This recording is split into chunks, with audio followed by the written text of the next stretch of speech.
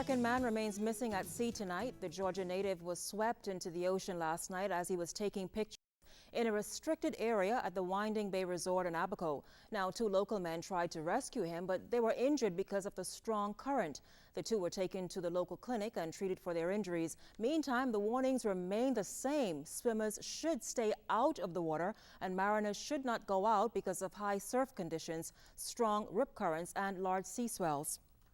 The 2 women who fell over the glass window bridge in Eleuthera are still recovering. The women were pulled from the rocks just a few feet above the roaring ocean. Since then, authorities have closed the bridge until this rough weather subsides. But whenever that happens, it affects residents on the island. Clint Watson takes a closer look tonight. Regular day, it's a wonder to behold, but on a day when the seas are rough and rip currents evident, the glass window bridge not only becomes a danger zone, but an amazement of nature.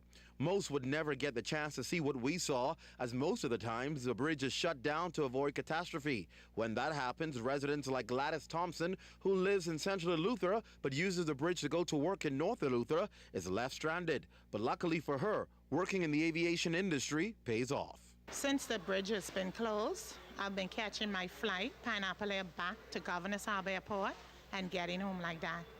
Okay. And that's simply because there's no other way for you to get home?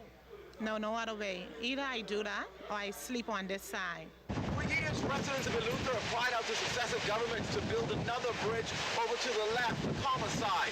They say it will make doing business and transferring back and forth to this bridge a lot easier on days like this when it's so dangerous. So far, no one has been able to deliver on that request. One of the first contracts I executed as Minister of Public Works and Transport on August the 14th, 2008 was for the reinforcement of the bridge. At the time, we executed a contract in the amount of some $240,000 for repairs. Since that time, we spent another $20,000 or thereabouts for guardrails to ensure the safety of those persons using the bridge.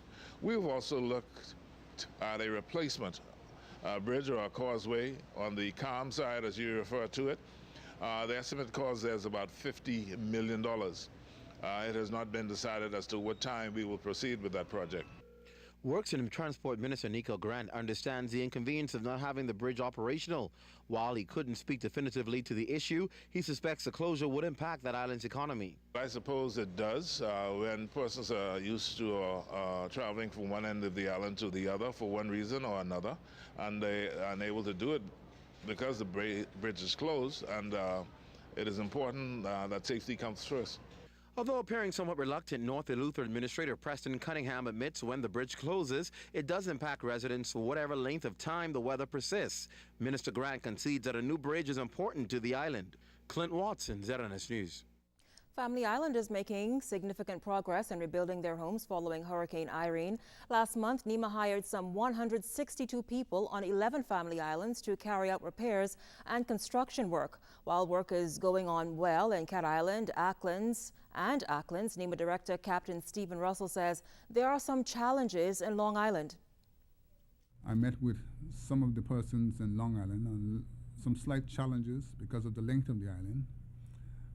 Teams in the north having to travel to the south, or those in the south having to travel to the north. We have to make some adjustments because of the logistics. We have to provide fuel and other things for those persons working those long distances. It takes almost an hour or more to drive from one end to the next. Captain Russell also plans to reassess the Family Island employment drive moving forward. So we're going to do an evaluation to see if we're achieving the targets that we wish to achieve with those persons employed. Once we make the evaluations, if we need to bring on some additional persons to further speed up the process, we will do that. But hopefully at the end of this week, early next week, we could do an evaluation to see how the manpower drive or that operation has been going. Well, Guy Fawkes Day was Saturday in communities all across the country. Residents made images resembling the English man who, by historical accounts, planned to assassinate King James I in 1605 after England broke away from the Catholic Church. Each year, communities in England put on a bonfire to burn a Guy Fawkes. The tradition is alive and well here in the Bahamas. Look at these photos showing the Guy Fawkes night in Crooked Island.